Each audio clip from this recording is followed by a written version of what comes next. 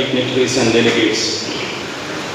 അമേരിക്കയിലെ India hate ലാബിൻ്റെ ഈ ജനുവരിയിൽ പുറത്തുവിട്ട റിപ്പോർട്ട് ഇങ്ങനെയാണ്: ന്യൂനപക്ഷ വിദ്വേഷ പ്രസംഗങ്ങൾ ലോകത്തിൽ ഏറ്റവും കൂടുതൽ നടക്കുന്ന രാജ്യമായി ഇന്ത്യ മാറിയിരിക്കുന്നു. US ബേസ്ഡ് ആയിട്ടുള്ള ഹോളോകോസ്റ്റ് മ്യൂസിയത്തിൻ്റെ കഴിഞ്ഞ വർഷത്തെ റിപ്പോർട്ട് പ്രകാരം കൂട്ടക്കൊലയ്ക്ക് സാധ്യതയുള്ള 168 രാജ്യങ്ങളുടെ സാധ്യതാ പട്ടികയിൽ ഇന്ത്യ 4ാം സ്ഥാനത്ത് എത്തിയിരിക്കുന്നു എന്നുള്ളതാണ്. ഈ രണ്ട് ഓർഗനൈസേഷൻസും വെറുതെ ഒരു റിപ്പോർട്ട് സമർപ്പിക്കുന്ന സ്ഥാപനങ്ങളല്ല. ഇതെല്ലാം വളരെ ആധികാരികമായി പഠിച്ച് ഓരോ വർഷവും റിപ്പോർട്ട് സമർപ്പിക്കുന്ന രണ്ട് ഓർഗനൈസേഷൻസാണ്. ഇത് നമ്മൾ വളരെ ഗൗരവമായിട്ട് എടുക്കേണ്ടിയിരിക്കുന്നു.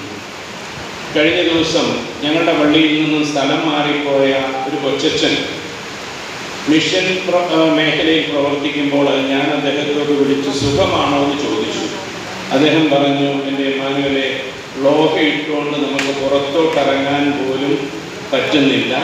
ഞാൻ ബാഗിൽ ലോഹ ഇട്ടുകൊണ്ട് വീടുകളിൽ ചെന്നിട്ട് അവിടെ ചെന്നാണ് ആ ലോഹ ധരിക്കുന്നതെന്ന്. സുഹൃത്തുക്കളെ, ഭരണഘടന പ്രകാരം ആർട്ടിക്കിൾ 25 മുതൽ 30 വരെ every citizen is guaranteed the freedom to profess, practice and propagate our religion.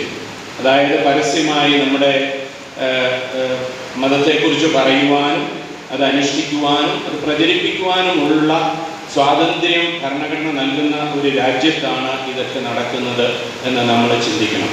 അപ്പോൾ ഏറ്റവും കൂടുതൽ ചലഞ്ച് ചെയ്യപ്പെടുന്ന ഏറ്റവും വലിയൊരു ത്രെട്ട് നമ്മുടെ റിലീജിയസ് ഫ്രീഡം ഹനിക്കപ്പെടുന്നു എന്നുള്ളതാണ്. രണ്ടാമത്തെ, ഇവിടെ പറഞ്ഞ കാര്യങ്ങളെക്കുറിച്ച് പറയുന്നില്ല. ഈ FCRA ബില്ല് നമ്മൾ വളരെ സൂക്ഷിക്കേണ്ടിയിരിക്കുന്നു. ഇത് പഞ്ചസാരയിൽ പൊതിഞ്ഞ പാഷാണമാണ്.